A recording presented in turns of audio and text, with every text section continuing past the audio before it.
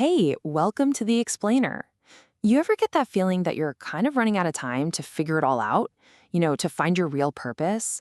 Or maybe you feel like some big change is just around the corner, but you can't quite put your finger on it?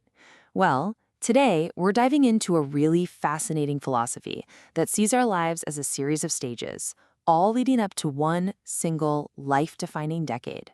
This question, wow, it hits close to home for so many people. Is it too late? Is the ship sailed on becoming a master of something new? The answer we're going to explore today is, well, it's pretty surprising. And honestly, it might just completely flip your whole idea of what it means to build a life. All right, so here's our game plan for today. We're going to look at what it really means to be an expert, then the decades you spend building a foundation. After that, we hit the great test of the 40s and what happens after. And finally, we'll get into the deep stuff, the journey from just being human to becoming a true person by building your inner strength. Let's get into it. Okay, first things first. Let's tackle that big question right from the start, this idea of becoming an expert when you're already, a little further down the road. The philosophy we're looking at has a very specific take on this. And here's the core idea, the real mindset shift. Your 40s, they aren't the starting line for becoming an expert. They're the finish line of your training. See, true mastery isn't about picking up some new skill out of the blue. It's about everything you've already done, all your experiences, all your lessons learned, finally coming together and crystallizing into something powerful.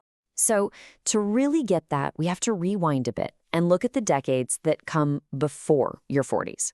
Because according to this worldview, your early adult years aren't just random. Nope, they are a very structured, very deliberate preparation for what's coming. Think of your life following this really clear path. Your 20s, that's your time to explore, to try a bit of everything, cast a wide net. Then come the 30s. This is like the school of society, where the world is actually on your side, helping you, investing in you. But then the 40s hit, and it's a test, a big one, a decade-long test of everything you are. In your 50s, well, that's when your real life actually starts, and how it starts depends completely on how you did on that test. And this is where things get really interesting. The shift from your 30s to your 40s is dramatic. In your 30s, society gives to you. People help you out. But in your 40s, that whole dynamic flips on its head. Suddenly, the world starts asking questions. It wants to know, okay, we gave you all that support. What did you do with it? What have you become? The learning phase is over. The testing has begun. Which brings us right to the heart of this whole philosophy, the great test. And listen, this isn't just a metaphor for having a tough time. It's described as a very real, very personal series of trials that will absolutely define the rest of your life. So, what is this test?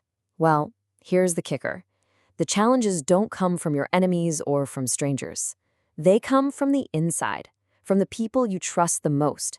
Your friends, your family, your closest colleagues, they are the ones who will put your character to the test.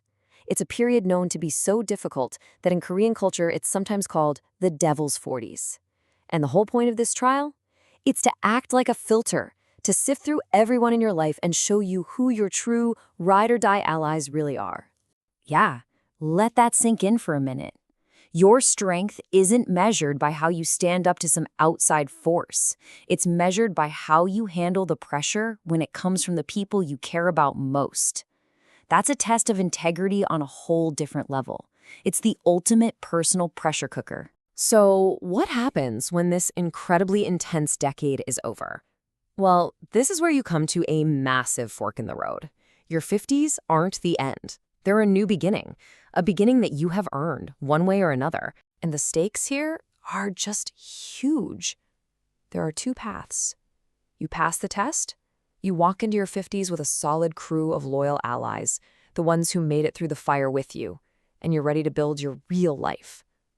But if you fail, if you let the tests break you, you enter that next chapter weakened, and you enter it alone.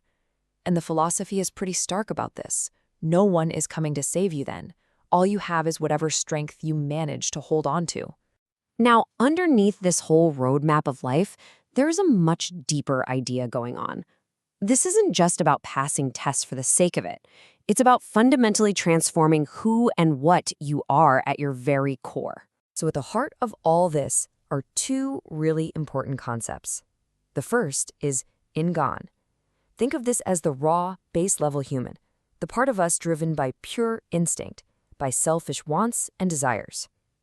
But the goal, the whole point of the journey, is to become saram, a truly realized person, someone who's moved beyond that base nature into a state of wisdom. So that great test of the 40s suddenly makes a lot more sense, right? It's not just a series of challenges, it's a purification process. It's a trial by fire, designed specifically to burn away the selfish, instinct-driven ingan so that the wise and resilient saram can be forged. Okay, this all sounds incredibly challenging. So how in the world do you actually pass this thing? How do you make that transformation happen? Well, the answer is all about building a very specific kind of inner power. And that power is called Neigong. Now, don't think of this as some kind of mystical energy. It's not. It's something very real, very practical. It's a deep well of inner strength, a core of wisdom that you build on purpose over time. This is the engine that powers your whole evolution from Ingan to Saram. And the great news is there's actually a recipe for it. It's a process. It starts with step 1. You acquire knowledge. You learn things, but that's not enough. Step 2 is to absorb that knowledge so deeply that it becomes your truth. And then from that deep personal truth, that's where step 3, genuine wisdom, is born. And that wisdom is your Neigong. So how do you know if you've got it? Well, you'll start to see the world with a new kind of clarity. But the biggest sign, the real game changer, is a complete 180-degree flip in your mindset. You stop asking, what can I get? And you start asking, what can I give? You stop needing help because you've become the person who can offer it. That right there is the mark of a true leader. And this quote just nails it, doesn't it? It captures the absolute essence of this whole journey. Becoming a saram isn't about winning or getting something for yourself. It's about reaching a state of such inner abundance and strength that your very existence becomes a source of help and support for everyone around you. So we'll leave you with this question. It doesn't matter if you're in your 20s, your 30s, or right in the middle of that great test of the 40s. This philosophy asks something really powerful. It's not just about what you're doing day to day, but what you are becoming. The knowledge you're seeking right now, the truths you're trying to live by, those are the tools you're sharpening for the most defining moments of your life. So, what strength are you building today? Thanks for watching.